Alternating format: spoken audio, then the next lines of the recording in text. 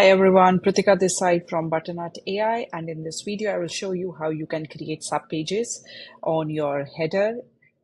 So here are the list of pages that are already in my header. If I want to edit the pages which are shown on my header, simply click on this edit icon and the slider will open. Now click on pages, and here you can pick if you want to add some more pages or you want to delete these pages. When you delete a page from here, it is just going to delete it from the header but won't delete the page. So let's say I don't need FAQs.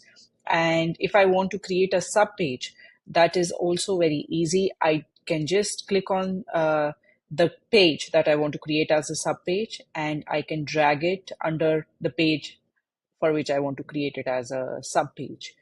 So this is how it is done. Now, when I click on save, you will see a portfolio is a sub page of about us. Now, if you want to add more pages on header, you can either add pages with external link. It could be something like google.com, anything, any external link you can add here and you can give the title. But if you want to add an internal page, let us say FAQs, click on add and it will be added. Just don't forget to click on save changes and your new header is ready.